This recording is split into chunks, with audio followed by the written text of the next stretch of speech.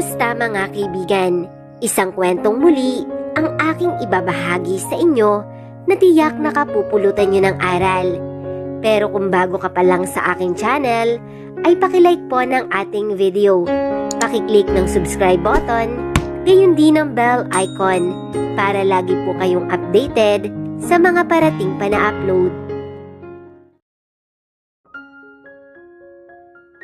Pulubi pa din naman ang itsura ko. Ani rito. Nang pumirma ka ng kontrata sa Adamson Petroleum Corporation, marami nang nakakaalam na bilyonarya ka. Ano pa man ang suot mo. Hay, may skirt ang sisteret. Tili ni Valerie, kaya napatingin siya sa mga kaibigan. May tsikot. Tili din naman ni Lovely. Pogi. Tili ng tatlo kaya napailing siya. I'll follow you. Ani Roger kaya tumango siya. Pasensya na, medyo nasanay ako sa Ingles dahil sa pakikipag-usap kay Doña Esmeralda at Boss Charles. Lihim siyang napaismid sa walang hiyang iyon. Okay lang, wag mo lang i-Englishin ng tatay ko at dudugo ang lahat ng parte ng utak mo kapag umingles iyon.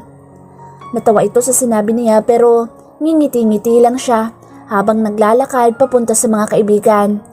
Niyakap agad ng mga ito ang braso niya habang si Valerie ay nagpapakyut na kay Roger. Pero kay Lovely naman nakatingin si Roger. Taray mo bebe ha, may skirt ka pa? May nihi na sabi ng huli sa kanya.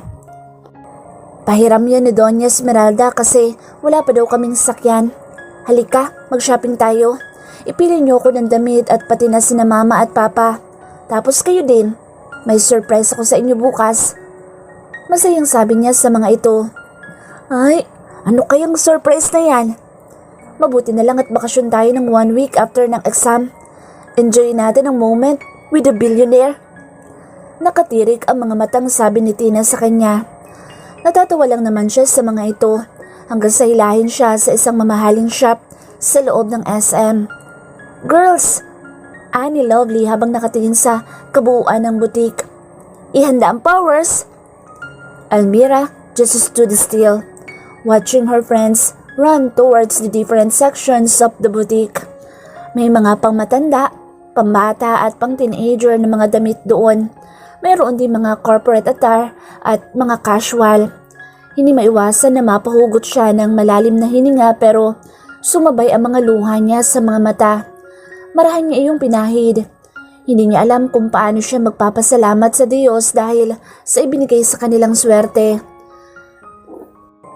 Nabuhay siya ng 17 taon na wala man lang halos ni makain. Kung hindi sila mamamasura, pumila sa government agencies para sa mga subsidy, makipagsiksikan sa mga tulad nilang hikaw sa buhay sa pampublikong ospital para makapagpagamot. Pero ngayon, biglang ibinuhos ng langit ang masaganang buhay sa isang kisap mata lang. Yesterday, she opened her eyes feeling and living like a trash. Yet now, she's a billionaire. Bakit ka umiiyak? Tanong ni Roger sa kanya kaya natawa siya ng mahina. Wala. Ngayon lang kasi ako nakapag-shopping sa SM. Kadalasan na damit ko sa ukay-ukay lang galing. 50 pesos ang halaga. 100 pag Christmas party. Dito ako hinila ng mga kaibigan ko para daw makatikim naman ako ng pangmayaman na damit. Gusto ni Almira nakamuti ng ulo. Nagkukwento siya kay Roger ng buhay niya. Hindi naman sila close. Perhaps, she's just still amazed by the way how her life suddenly changed. Kailan lang, umiiyak ako dahil nawalan ako ng scholarship. Tinanggal ako ni Mayor. Tinanggal din ako sa pagiging dancer niya sa hindi ko malamang dahilan. Pero palagay ko, sulsul ng anak niyang maganda. Hindi ko alam gagawin ko noon kung paano ko makakatapos. Pero ay swerteng dumating. Sinong anak? She looked up at Roger, yung jowa ng anak ni Doña Esmeralda. Si Ma'am Gina? Ngumisi ito. Hindi ko alam ang pangalan nun, basta hindi ko siya makakalimutan dahil halos nagalusan ko lang siya sa isang braso niya. Gusto niyang mamatay ang nanay ko. Hindi siya makatao. Parehas sila ng Boss Charles mo. Inis na sabi niya kaya natawa si Roger. Ganun talaga si Ma'am Gina. Wala nga bumabati doon kapag dumadating sa mansyon. Nakakailang yun. Napaismid ang dalaga dahil kahit naman siguro sino'y walang mangangahas na bumati sa demonyitang iyon. Bakit kaya ganun ang ugali nun? Si Charles din, pinagtatakhan niya na sobrang ugali. Parang mag-asawang demonyo at demonya ang dalawa. Sisteret, lika na here. Mamili ka na dito. Tawag sa kanya ni Lovely kaya naman tinanguan siya ni Roger. Sige na, mamili ka na muna tapos ihatid na natin ang mga kaibigan mo kapag tapos na kayo. Almira nodded. She walked towards her friends. Habang namimili sila, ay naiisip niya ang beauty salon na gusto niyang maging negosyo ng tatlo niyang mga kaibigan kapag wala silang pasok. Ano ba yung sorpresa mo bukas sa amin ha, Junso? Makiamang tanong ni Tina sa kanya habang inilaladlad nito ang mga crop top na pinagpipilian. Gusto kong bigyan kayo ng sarili niyong salon. Gusto ko, bukas, maganap tayo. Totoo? Natitilian na tanong nito sa kanya. Totoo. Gusto ko pink ha, tapos yung sosyali ng datingan, saka malaking malaki. Aniya kaya para itong maiiyak. Dapat tayo pa ring apat ang may-ari. Ani pa ni Tina. Bigay ko yun sa inyo. Magpapatulong ako kay Doña Esmeralda para magkakliyente tayo.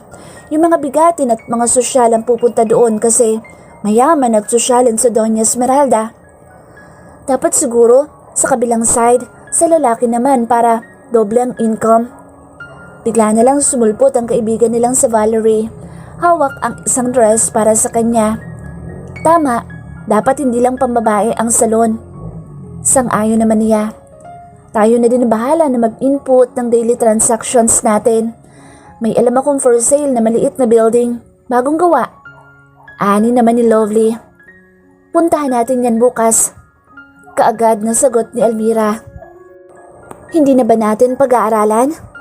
Tanong ulit ni Tina. Sa panahon ngayon, mukhang hindi naman nalulugi ang mga salon. Ang daming babae ang nagpapaganda. Saka isa pa, mayaman na ang bunso natin. Marami na siyang pwedeng imbitahin doon. Ani naman ni Lovely na sobrang excited sa tingin niya. She's also excited. Excited siya sa bagong simula ng buhay niya na hindi na naghihirap at sisiguraduhin niyang hindi na sila ulit maghihirap pa. Sigurado ka bang tutuloy pa tayo dito, Ma'am Almira? Gabing-gabi na. Palingali nga si Roger habang nagmamaneho ng sasakyan papasok sa dati nilang lugar. Mukha itong natatakot pero siya ay hindi. Kabisado niya ang lugar na iyon at balwarte niya kaya hindi siya nasisindak na pumasok doon kahit na 10 oras na ng gabi. Relax ka lang, Kuya Roger. Kukunin ko lang naman ang pusa ko kay Mang Teban.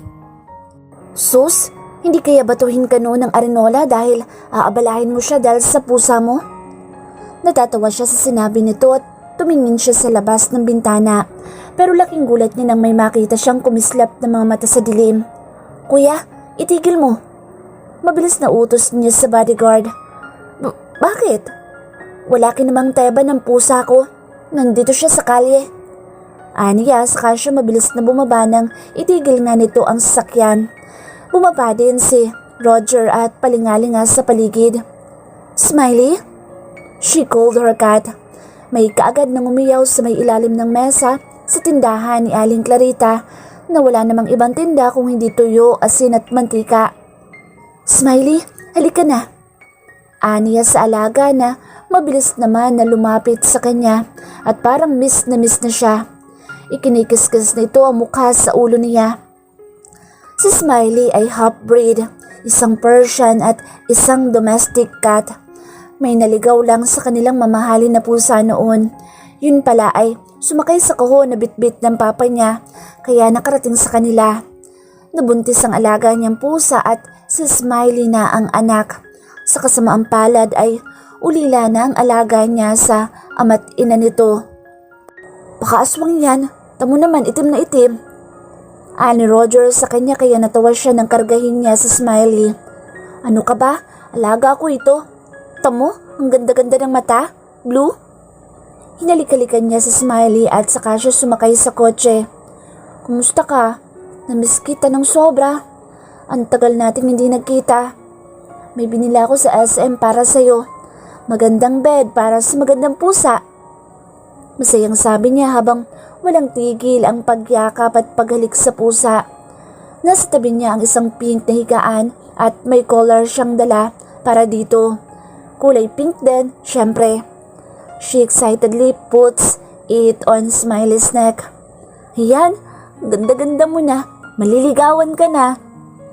Bulalas niya at narinig niya ang mahinang pagtawa ni Roger. Ma'am Almira, si Lovely, walang boyfriend? Maang siyang napatingin sa lalaki. Bakit? She giggled.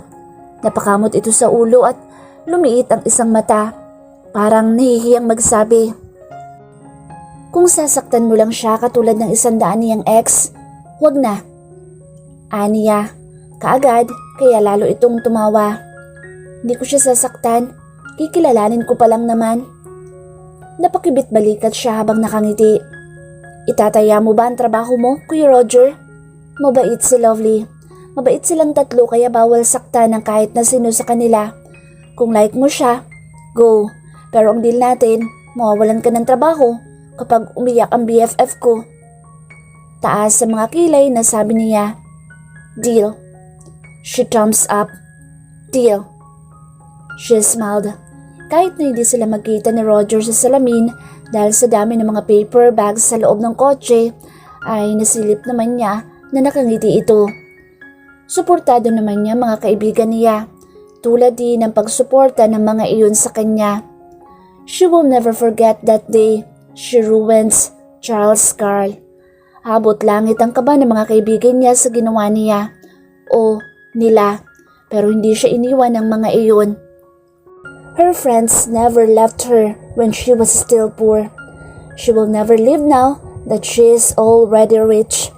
Marunong siyang tumanaw ng salitang utang na loob at alam niya na hindi iyon nababayaran.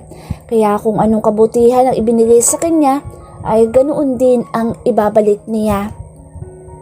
Almira woke up. Daig pa niya ang nananaginip ng gising habang naglalakad sa may indoor balcony. Isang bagong umaga na wala na pala siya sa dati nilang bahay na halos konting pitik na lang ay mabubuwal na. Mayaman na nga pala sila. Mayaman na nga pala siya. Kasunod niyang pusang alaga at nakita niya ang ama niya na nasa sala. Galing sila sa master's bedroom at doon sila sama-sama na natulog kagabi kahit napakaraming kwarto sa mansyon. Wala siyang masabi sa ganda ng bahay kahit na walang nakatira ay alaga sa linis at may mga kurtina, may mga bedding sa mga higaan. Ang kusina ay may mga gamit. Wala lang lutuan dahil wala namang nakatira. Agad na lumipad ang antok niya nang makita ang ama. Suot na nito ang isa sa mga damit na pinamili nila kagabi pero ang ipinagtataka niya ay may baston na ito. Sus ko. Bakit suot mo na yung damit na yan? Hindi pa nga yan nilalaban. Anang mama niya na papalapit sa papa niyang pasuri-suri sa sarili. Bakit? Mamahali naman ito. Yun ang napupulot ko sa basurahan sinusuot ko na nang hindi pa nalalaban. Ito pa kaya nagaling naman sa Mega Mall? Umikot pa ang papa niya at bigla na lang na may hinila ang mama niya sa likod nito. May tarheta ka pa nga. Ani Ignacia, hawak ang likod ng damit ng papa niya. Tiningnan nito ang tarheta. Diyos ko, mabaging langit. 800 ang halaga nitong damit mo, Ignacio. Kaya nga hindi ko tinanggal dahil ngayon lang ako nakapagsuot ng ganito kamahal na damit. Ang nanay niya ay nakasuot pa rin ng duster na may mga sulusi. Galing pa iyon sa ospital at dala nila papauwi. Matamlay pa ang mama niya pero hindi naman na ganoon kahina. Kaya na nito ang sarili, hindi tulad noong mga nakaraang araw. Hindi ko siguro ito maasikaso at hindi ko kayang maglinis dito mag-isa. Sapo ang noon na sabi ng mama niya. Tuluyan siyang bumaba sa hagdan. Sabi ni Kuya Roger ay hihiraman niya tayo ng katulong sa mga Adamson, pansamantala. Tapos maghahanap na daw sa agency. O teka, hindi ba ang mahal ng katulong anak? Baka naman mamulubi tayo agad. Ako na lang ang gagawa pag lumakas-lakas na ako. Anang mama niya kaya ngumiti siya dito. Kailangan natin mama, kahit isa.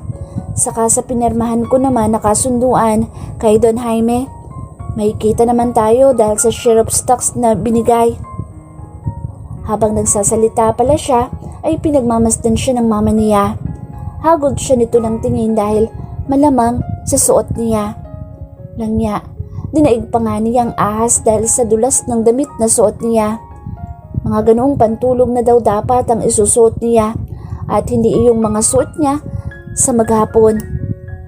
Ang ganda-ganda mo talaga anak. Ikaw ang hindi trying hard na magmukhang mayaman pero mukhang mayaman. Puna ng mama niya sa kanya. Napakamot naman kagad ang papa niya. Ito namang mama mo, idinaan pa ako sa parinig. Mayaman na talaga tayo kaya hayaan mo na akong umustang mayaman. Kailan pa ako kikilos, mayaman, kapag ako'y nasa ginintoang ataol na at may gintong lapida? Natawa siya sa sinabi ng papa niya at tuwang-tuwa siya kapag nagtatalo ang dalawa. Pero mamaya naman ay magkasundo na ng sobra. Normal sa usapan na ang mga ganoong bagay at paraan ng pagtatalo ng mga magulang niya. Wala na doong bago, pero masaya sila. O siya, sige na, alisin mo na lang ang tarjeta dahil hindi ka naman hunger. May nag-doorbell sa labas kaya naman kinarga ni Almira ang pusa niya at saka sila lumabas ng main door. Wala pa halos init dahil mag-aalas 6 pa lang naman. Si Roger nakita niya kasama ang dalawang medyo may edad na mga babae at isang lalaki. Good morning ganda. Bati ni Roger kaya napangiti lalo siya. Good morning Kuya Roger. Ani naman niya at saka masayang binuksan ng gate pero para namang nalusaw ang bilyones niyang ngiti nang may makita siyang barakuda na tumatakbo. Ito man ay napatigil din at nakatingin sa kanya. Nagsalubong ang mga kilay nito nang mapansin ang dalawang may edad na babae na kasama ni Roger. What the hell are they doing here, Roger? Inis na tanong kaagad ni Charles. Boss, pinapunta po sila ni Doña Esmeralda dito. I'm paying their salary, so they should be at my house, not here, he said arrogantly. Almira puts her hands on her waist. Nakiusap lang naman ako na kung pwede hihiram muna kami dahil hindi pa kaya ng mama ko na mag-asikaso. Yung butihin mong nanay, nagpadala ng kasambahay pero itinaas niya mga kilay at hinagod ito ng tingin mula ulo hanggang paa. Hindi ka nga pala mapagkawang gawa, kaya hindi mo alam yun. She crossed her arms over her chest and stared at him deeply. Langya, napakagwapo ni Charles Adamson kahit na napakasama ng ugali. Sinong lalaban sa ganda ng mga mata nitong light brown at baluktot ang malalantik na mga pilik mata? Buhok pa lang nito sa panga, ulam na. Bawasan mo ang mga sweldo nila ngayong araw at ako ang magpapasweldo. Doble pa. Mataray niya itong tinalikuran dahil pansin niya ang pagsulyap nito sa dibdib niya. Diyos ko naman kasing suot niya. Wala siyang bra pero nakalabas na siya ng gate. Magkasalubong naman ang mga kilay ng papa niya nang makarating siya sa main door. Nakapamewang ito na parang presidente ng union. Inaway ka na naman ba anak? Tanong kaagad ni Ignacio kay Almira at tumango siya. Hoy bata, don't block my gate because that gate is mine, not yours. Step. Tumingin dito sa kanya at siya naman ay maang dito. Ano anak ang Ingles sa umalis sa harap ng bahay? Get lost. Get lost! Sigaw nito kay Charles. Get lost of my gate and never come to my gate. Don't lap it to my darling anak. You intindi? Masyado kang mayabang. Hindi ka nagmana sa ama at ina mong napakababait na tao. Muntik siyang mapahagik-hik. Hindi na nito napigil na huwag managalog. Hindi ako uto-uto tulad nila. Ganting sabi ni Charles, kaya naman ang mama niya ang nailing. Sus ko, bulong ni Ignacia. Humakbang ito papalabas at lumapit sa gate. Iho, wag na kayong magtalo pa. Kung ano na ang napagkasunduan sa magulang mo, hayaan na natin. Pasensya ka na. Mama, agad siyang lumapit at inis na inis siya. Bakit kayo hihingi ng pasensya sa barakudang yan? Imagine, sa gwapo niyang yan, inaangkin niya ang panalo natin, lahat-lahat. Bulalas niya kaya napatanga sa kanya ang mama niya. Sinabi mong gwapo siya? Tumingin kaagad siya kay Charles Adamson. The man is looking at her until he slightly licked his upper lip. Paano ba siya sasagot? Hindi mahalaga ang kagwapuhan niya dahil napakasama ng ugali niya. Matalim niyang sabi at tila nawala ang kumpiyansa ni Charles. His eyes are now fierce. Akala ba nito ibibigay niyang satisfaction sa malaki nitong ulo? Hindi. Charles kicked the trash bin, standing in front of him. He walked back home, feeling so sick because of the sassy Elmira de Magiba. That girl is so sarcastic. Nanginginig ang buong kalamnan niya dahil sa matinding inis sa babaeng iyon. Pinahiya siya noon sa mga kasambahay niya. Tom! Sinipa niya ulit ang trash bin na bumalik sa may pwesto niya. You get this damn thing out of my way or I'll kick you instead. Nagmamadali si Franz na tumakbo papalapit para kunin ang bin. Sorry po, senyorito. Aalisin ko na po. Hindi magkanda o gaga na sabi ni Franz habang papalapit sa kanya. He looked at the woman with an intimidating stare. Kaagad naman itong nagbawi ng tingin at kinuha na lamang ang mga gamit panlinis. Papaalis. The next time you ever do this again, you'll be fired. You get me? Singhal niya sa babae na tumango naman ng mabilis. Anak, what is the yelling all about? Usisa ng mama niya sa kanya, pero dito man ay matalim ang mga matang ipinukol niya. Don't look at me that way, his mother said to him. Ano na namang nangyari, Charles? Why are those people live here now? Don't tell me you even let them use one of our house here? Salubong ang mga kilay niya sa ina. Natilihan si Esmeralda sa kanya tapos ay kaswal na napakibit balikat. We did. It's theirs now. What? Are you really trying to make me feel so upset and uncomfortable, ma? Hindi siya makapaniwala na kokontra sa lahat ng desisyon niya ang mga magulang niya. You sent them even our maids and I saw your car. Is this all about charity, ma? Those things are too much for charity. Nanggagalaiting sabi pa niya. Don't talk to your mom that way, Charles. His father came out. The old man is not in his official business attire. He's just wearing a casual polo shirt and trousers. Remember that this is all your fault. You've lost their ticket and don't forget that they really own the prize. The prize you planned of stealing from them. Damn it. Kamuntik siyang mapahilamos sa mukha pero hindi niya ginawa. Hindi siya pwedeng umakto-akto na ganoon sa harap ng ama niya. Mabait si Jaime pero sa oras na papuno ay hindi niya magugustuhan ang gagawin nito. Hindi nga niya napaghandaan na bibigyan ito ng bilyones na halaga ng shares ang pamilya Di Magiba. His father decided without asking for his consent, those majority of the stocks belong to him. The entire company belongs to him. He owns it. Not yet. His father is still the chairman and he's just his successor. Don't be so fascinated, Papa. Business is business. It's their loss because they entrusted his luck to other people. What if you weren't the one who was there? To whom would Juanito entrust his ticket? That person might as well do the same as what I did.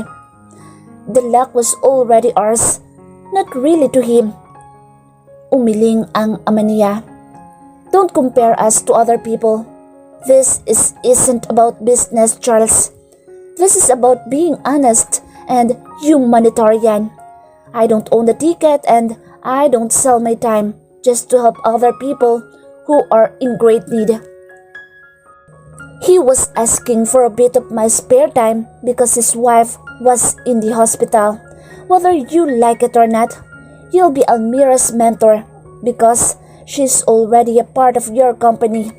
Help her become productive because if you do that, you'll also earn from her productivity. What? Dismayadong tanong niya. Why not be her mentor, Papa? Enough! Mataas ang boses na sabi nito sa kanya. My decision is final and that's it. Hanggat nabubuhay ako, hindi ako papayag sa mga baluktot mong desisyon sa buhay. Lalo na tingin mo sa lahat ng bagay negosyo na dapat pagkakitaan. Mabilis nitong hinila ang ina niya at isinakay sa sasakyan. Tapos ay sumunod itong sumakay. Charles just shook his head and continued walking inside the house. He felt so really disgusted. At siya pa talaga ang napili ng ama niya na turuan ang Almira na iyon. Isang estudyante ang tuturuan niya. Ano bang malay noon sa negosyo? Hindi niya alam kung sumampa man lang ba ng 20 ang babae na iyon na mas matabil pa kesa sa inahing manok. But her body doesn't belong to a teenage girl. Sa pagkakasulyap niya sa katawan noon ay daig pa noon ang isang modelo ng mga mamahaling underwear. At kahit na sabihin na galing iyon sa squatter o mahirap pa sa daga, maganda ang kutis at napakakinis. Bagay doon ang natural na mahaba, wavy at itim na buhok. Halos marahas na ipinilig ni Charles ang ulo para mawala ang mga iniisip niya. Why is he damn counting Almira's good futures? She's even his enemy. Umakyat siya sa hagdan pero hindi pa man lang siya nakakailang hakbang ay tumutunog na ang smartphone niya sa bulsa ng jogging pants na suot. Nangunot ang noon niya nang makita ang pangalan ng ama niya na nakarehistro sa screen ng smartphone. Humuntong hininga na muna siya bago sinagot ang tawag. Hello? Pumunta ka sa kumpanya mamayang hapon. 2:00. We'll be waiting for you. Ni Jaime. For what? It's my off today. Just come. I'll expect for your presence. Tinapos ng papa niya ang tawag ng ganoon lang at hindi man lang siya hinintay na makapagsalita. Halos mapahilamos na talaga siya sa muka. Dati-rati, wala siyang problema sa buhay. Tapos, dumating lang ang mga walang hiya na mga dimagiba. Parang ang bigat na ng buhay niya bigla. Ano kayang ipinakain ng mag-ama na iyon sa mga magulang niya at ganoon kaamo ang ina at ama niya? Tumuloy siya sa pagpanhig para maligo na. Sa labas na lamang siya kakain dahil wala siyang gana. Gumalaw ang mga mata ni Charles sa paparating na babae. Tinititigan niya ang fiancé habang naglalakad ito papasok at pinagtitinginan ng mga kalalakihan. Sanay na siya sa mga ganoong senaryo. Hindi na bago na may mga tumititig kay Gina at halos maglaway pa nga ang mga iyon. Sino ba naman ang hindi magiging ganoon ang reaksyon kapag nakakita ng isang Gina de la Serna? She's close to perfect. Umisi ito sa mga lalaking iyon kaya naman umangat na lamang ang mga kilay niya. Wala na ring bago doon. Daig pa nito ang celebrity kung maka-aura. You look like a fool. Nito kaagad nang makalapit kaya napatigil siya sa pagsimsim ng alak sa baso. His eyes flew to her in an irritated way. I mean, look at you. You look like a little boy who lost a game. I felt so betrayed, even my own parents. Those poor scammers are inside my territory. They live there. What? Gimbal na tanong nito sa kanya at nanlaki ang mga mata. That's really disgusting. I mean, how could Tito and Tita let them live there? Dami-daming tirahan sa mundo. See, that's what I'm trying to say. My parents love those people. Sa bagay, Mahilig sila sa charity. Charity ang mga mag-amang iyon. Gina rolled her eyes. So what's your plan now? Keep your friends close but your enemies closer? OMG babe, don't be so overly affected by the situation. Think of a better way how to get rid of them and get back your shares. Sure lang talaga sila na ipinagkatiwala sa ibang mga numbers nila sa lottery. Hindi mo kasalanan kung ayaw mo silang bigyan. If I was the one on your shoe, I'd do the same. I'll be her mentor and I'm so upset. Hinawakan ni Gina ang mga braso niya. Pues, gamitin mo yan para matalo siya. I'll be busy in my internship and make yourself busy for getting back what you've lost. Nangunot ang noo ni Charles sa sinabi nito. Anong internship? Internship? Have you already reached that phase? Lalo nitong inarolyo ang mga mata. What am I expecting from my fiancé? You know nothing about the most precious moments of my life. What you only remember are those times you're doing nasty things on my body. He smirked. Aminado siya doon. Noong una, memoryado siguro niya kahit na mga petsa ng mga mahalagang pangyayari sa buhay ni Gina. Pero nang lumaon ay tila ba nawalan na siya ng interes o hindi naman siya nawalan. Nawala na lang paunti-unti, siguro dahil na rin sa sobrang busy niyang nilalang. I'll make her fall. Ani rito at nagkibit balikat lang naman ito. Go, if that's the best thing to do, to have your shares back. Go. I'm a confident girl. I know that you will never fall for that girl. You would never love a trash. I am a gold and she isn't. Confident na sabi nito sa kanya. Tumango naman siya. Of course, I love gold, he said as well and drinks his booze. Ngumisi naman ang matamis si Gina dahil sa sinabi niya. Mas lalo itong naging confident. Talagang gagawin niya ang lahat, mabawi lang ang yaman niya. Kahit nasabihin pang magpapaiyak siya ng isang bata. Ibabalik niya iyon sa basurahan kung saan iyon galing.